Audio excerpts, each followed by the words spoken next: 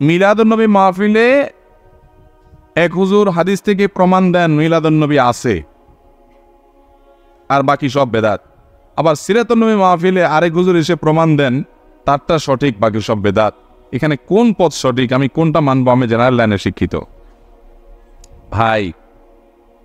আমি এই সম্পর্কে বলি, আপনার প্রশ্ন শুনে মনে হয় আপনি ভাজা মাছটাও উল্টে খাইতে পারেন না। আপনি এত সোজা সরল মানুষ যে হুজুররা একজন আপনারা হাইকোর্ট দেখায়, আরেকজন সুপ্রিম কোর্ট দেখায়, আপনি কোন দিকে যাবেন কোন পাচ্ছেন না। আপনি জেনারেল শিক্ষিত মানুষ, আপনি কোরআন হাদিস সম্পর্কে আপনার ধারণা নাই। হুজুররা আপনারা একজনে একদিক বলে, এই জন্য আপনি এখন দিশেহারা, আপনি বিরক্ত, আপনার মেজাজ গরম। হুজুররা এত রকম কথা বলে কেন? বাহ, এটা আল্লাহরে যে বলিয়েন কিয়ামতের দিন, আল্লাহ আমার কি দোষ? এই মৌলবীরা একটা একদিকে টানছে, আমি কোন দিক যাব? মায়ের একটাও নিচে হবে না। আল্লাহ বলবে দুনিয়ার সব ঠিকই বুঝছো, শুধু ইসলামটার বেলা আসলে হুজুরদের দোষ দিয়া বলছে, হ্যাঁ হুজুররা একটা বলে আমি কোনটা করব? ভাইরা আমার, এক এক হুজুর এক একটা বলবে, এটা স্বাভাবিক, এটা অস্বাভাবিক না। নবী করিম সাল্লাল্লাহু আলাইহি ওয়াসাল্লাম বলে গেছেন, ফাইন্নাহু মান ইয়াইশ মিনকুম বাদি ফাসায়ারা ইখতিলাফান কাসীরা, আমার পরে যারা পৃথিবীতে বেঁচে থাকবা তোমরা দেখবা নানান মত, এক এক হুজুর এক একটা বলে, এরকম অনেক কিছু দেখবা তোমরা। ওই সময় আমরা কি করব? নবীজি বলে গেছেন না জান নাই? তিনি বলে গেছেন ফালাইকুম বিসুন্নতি, তোমরা দেখবা আমি কি করছি, রাসূল সাল্লাল্লাহু আলাইহি ওয়াসাল্লাম কি করছে। কোন হুজুর কি বলে দেখো, হুজুর কোরআন থেকে হাদিস থেকে রেফারেন্স দেয় কিনা, সম্ভব হলে মিলাও, বাংলা অনুবাদ হয়ে গেছে সব, এরপরে তুমি সেটা অনুযায়ী আমল করো। যদি আল্লাহ না করুক ভুলও হয় তোমার, তাও আল্লাহ মাফ করে দিবেন, কিন্তু হুজুরের দোষ দিয়ে পার পাওয়া। আমি প্রায় সময় বলার চেষ্টা করি ভাই, একটা এক্সাম্পল দিয়া। আচ্ছা, এই যে আপনারা তেল খান, সয়াবিন তেল, বিভিন্ন ব্র্যান্ডের তেল আছে না? তীর আছে, রূপচান্দা আছে, বসুন্ধরা আছে, ফ্রেশ আছে, হ্যাঁ পুষ্টি আছে, আর অনেকগুলো আছে না? কোনটা খাঁটি বলে? কোনটা বেশি খাঁটি? এটার কোনো উত্তর দেওয়া যাবে? কারণ সব কোম্পানির বোতলের গায়ে লেখা আছে 100% খাঁটি। আজ পর্যন্ত কোনো কোম্পানি পাইছেন যে বলে ভাই আমি 2 নম্বরই কথা বলি না, আমার 99% খাঁটি, 1% ভেজাল আছে? এরকম বলে কেউ? বলার সময় তো চান্দু বলে কি 100% খাঁটি। আপনি তখনও রাগ করে বলছেন যে এই বেলা এরটা খাঁটি, এর বলে এরটা খাঁটি, এই বলে এরটা খাঁটি, এতজন এত কথা বলে, তো তেলই খাবো না। শেয়ানা পাবলিক, এখানে তো এটা বলেন না।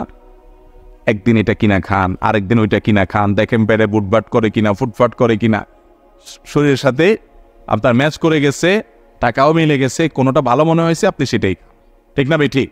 বিবেক খরচ করেন, বুদ্ধি খরচ করেন, বোঝার চেষ্টা করেন। দুনিয়াটা তো ভালোই বুঝেন মাশাআল্লাহ। শুধু আখিরাতের বেলা আসলে, ইসলামের বেলা আসলে শুধু হুজুরদের গায়ের সব দোষ দিয়ে আপনি ফেরেশতা হয়ে যান। আমরা কোন দিক যাব? বাহ, আল্লাহ আপনাকে আকল বিবেক দিছে না দেয় নাই?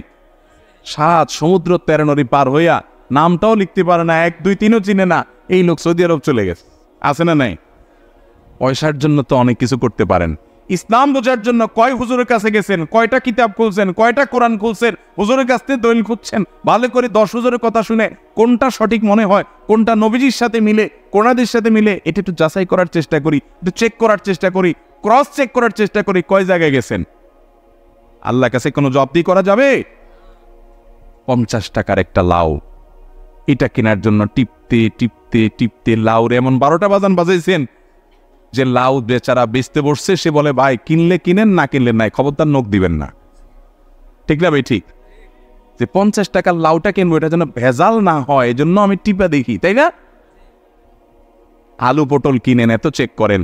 আমাদের কাছে ইসলামটার দাম আলু পটল আর লাউ চাইতে কম হয়ে গেছে। যে যাচাই করার দরকার, যাচাই বাছাই করার দরকার নাই, চেক করার দরকার নাই, চেক করার জন্য কষ্ট করতে রাজি না। লাউর পিছনে যত কষ্ট করি, যত টিপ দেই, হুজুরদেরকে এত টিপি দেখি নাই, হুজুরেরটা ঠিক না ওরটা ঠিক, ঠিক না ভাই? ঠিক। আল্লাহ তাআলা আমাদেরকে বুঝার তৌফিক দান করুন। পবিত্র ঈদ মিলাদুন নবী সাল্লাল্লাহু আলাইহি ওয়াসাল্লাম উদযাপন করা যাবে কিনা, অনেকে এটাকে জায়েজ মনে করে। এখানে আপনার অভিমত কি? দেখুন, আমি অভিমত না দিয়ে কয়েকটা প্রশ্ন রাখবো, অর্থাৎ প্রশ্নের উত্তরে আবার প্রশ্ন, পাল্টা প্রশ্ন আমি ছুড়ে দিতে চাই, বিশেষ করে যাদের এটা নিয়ে সত্যিই জানার আগ্রহ আছে। অনেকে তো প্রশ্ন লেখেন জানার জন্য না, প্রশ্ন লেখেন হলো ওনার পক্ষের মতটা বের করে আনার জন্য। আমি বলতে চাই যে সাধারণত আমরা সাধারণ মানুষরা যে হুজুরের ভক্ত, আমরা তার কথা শুনি। যে হুজুর মিলাদুন নবীর পক্ষে, তার ভক্তরা মিলাদুন নবীর পক্ষে কথা বলে এবং সেরকম দলিল খুঁজে বের করে, সোশ্যাল মিডিয়াতে সেটা নিয়ে লেখালেখি করে। আর যে হুজুর মিলাদুন নবীর বিপক্ষে, ওনার ভক্তরা মিলাদুন নবীর বিপক্ষে তারা ক্যাম্পেইন করে, কাজকাম করে। আমার কথা হলো যে আপনি হুজুরদের পক্ষ বিপক্ষ না নিয়ে কয়েকটা প্রশ্নের উত্তর খোঁজার জন্য আপনি নিরপেক্ষভাবে চেষ্টা করেন। আপনি নিজে একটু সচেতনভাবে, সতর্কভাবে, অনুসন্ধানের দৃষ্টি নিয়ে এই প্রশ্নগুলোর উত্তর খোঁজার চেষ্টা করেন।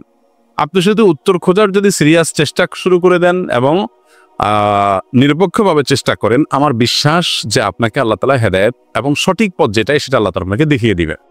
শর্ত হলো আপনি আগে গিয়ারটা নিউট্রালে এনে তারপরে খুঁজতে হবে। আমরা যারা গাড়ি চালাতে জানি তারা জানি যে গিয়ার, আপনার ম্যানুয়াল গিয়ার সাধারণত গাড়ি, এটা আপনার নিউট্রালে থাকার পর স্টার্ট দিলে গাড়ি স্টার্ট হবে। গিয়ার একটা দিয়ে রেখে দিয়েছেন আগে, এরপর আপনি স্টার্ট দিচ্ছেন, তাহলে গাড়ি কি হবে না? স্টার্ট হবে না, গাড়ি দৌড় দিবে, লাভ দিবে, সেটা সঠিকভাবে সার্ভিস দিবে না।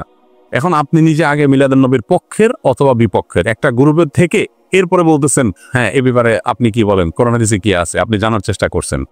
এইভাবে আপনি আসলে সত্য জানতে পারবেন না। সত্য জানতে হলে আপনাকে নিউট্রালে থাকতে হবে যে ঠিক আছে, আমি এটা নিয়ে অনুসন্ধান চালাই, পড়াশোনা করি, স্টাডি করি, এবং আমার স্টাডির পর নিরপেক্ষভাবে সত্যিটা জানার জন্য আমি চেষ্টা করি, আল্লাহ তাআলার কাছে দোয়া করি আল্লাহ যেন আমাকে হেদায়েত করেন, গাইড করেন, তাহলে আপনি ইনশাআল্লাহ সঠিক পথ পাবেন। এবার আসেন প্রশ্নগুলো কি কি।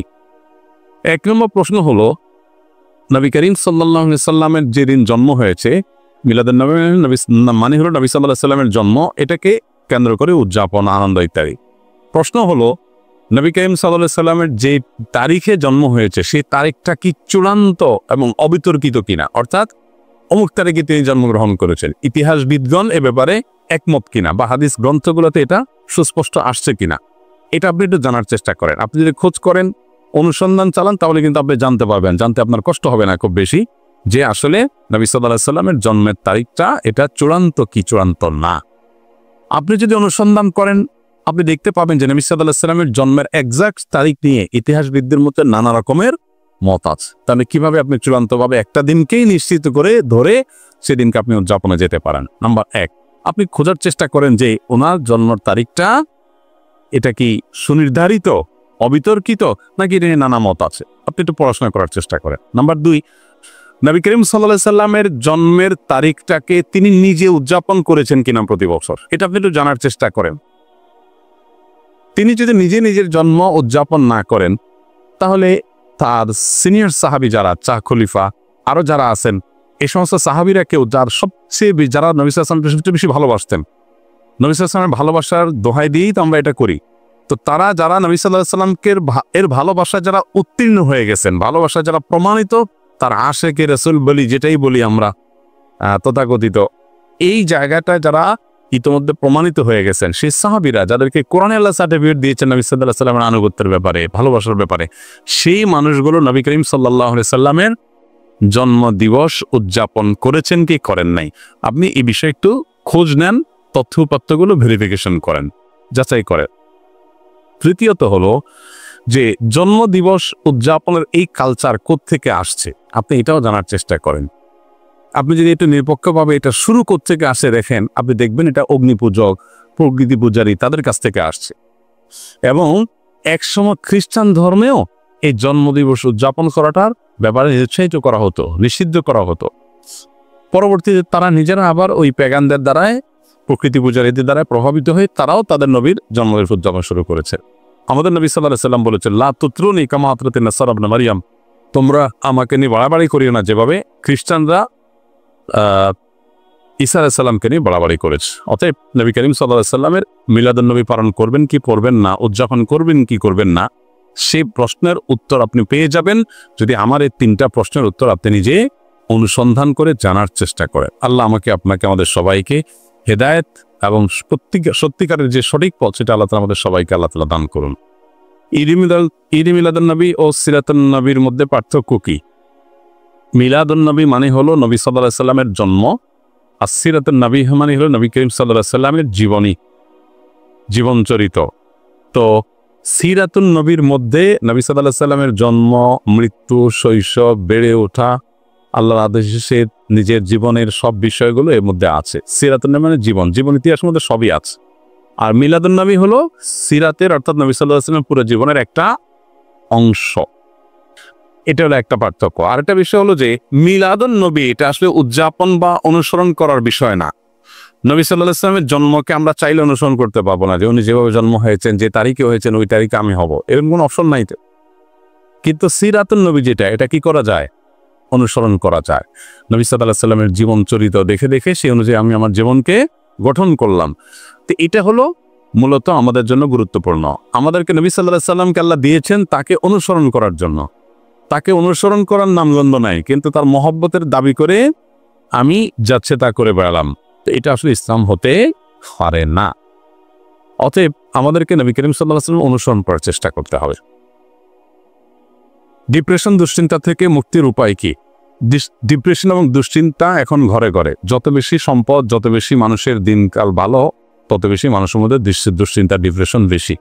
তো এই দুশ্চিন্তা এবং ডিপ্রেশন এটা থেকে মুক্তি লাভের জন্য আমাদের যে কাজগুলো করতে হবে তার ভিতরে 1 নম্বর হলো 5 ওয়াক্ত নামাজ যথাযথভাবে সুন্দরভাবে আদায় করতে হবে, খুব লম্বা সময় নিয়ে, ধীরে ধীরে।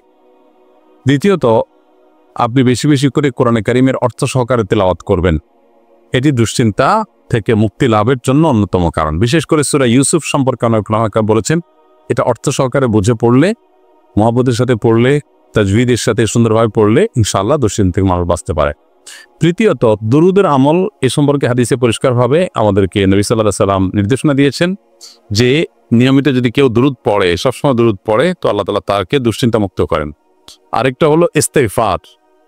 ইস্তেগফার যদি কেউ নিয়মিত পড়েন, তাকেও আল্লাহ তাআলা দুশ্চিন্তা থেকে হেফাজত রাখেন। আর এছাড়া দুশ্চিন্তা থেকে মুক্তি লাভের জন্য একটা বিশেষ দোয়া আছে। নবী সাল্লাল্লাহু আলাইহি ওয়াসাল্লাম পড়তেন, আল্লাহুম্মা ইন্নী আউযু বিকা মিনাল হাম্মি ওয়াল হাযান ওয়া আউযু বিকা মিনাল আজজি ওয়াল কাসাল ওয়া আউযু বিকা মিনাল বুখলি ওয়াল জুবন ওয়া আউযু বিকা মিন গালাবাতিদ দাইনি ওয়া কাহরির রিজাল। এই দোয়ার প্রথম অংশ যেটা, আল্লাহুম্মা ইন্নী আউযু বিকা মিনাল হাম্মি ওয়াল হাযান, আল্লাহ আপনার কাছ থেকে দুশ্চিন্তা, পেরেশানি, ডিপ্রেশন থেকে আমি পানা চাই, এ দোয়া বিশেষ করে পাঠ করবেন। আর এমনিতে নবী সাল্লাল্লাহু আলাইহি ওয়াসাল্লাম নিয়ম ছিল, কানাইজা হাযাবাহু আমরুন ফাযা ইলাস সালাহ, কোনো বিষয় যখন তিনি পেরেশানিতে পড়তেন, নামাজে চলে যেতেন, 2 রাকাত নামাজ পড়তেন। আর এর বাইরে বিশেষ করে ভোর রাতে তাহাজ্জুদের সময় উঠে নিরিবিলি আল্লাহর সাথে একটু মন খুলে কথা বলেন, ইনশাআল্লাহ আল্লাহ তাআলা আপনার মানসিক অশান্তি দূর করবেন।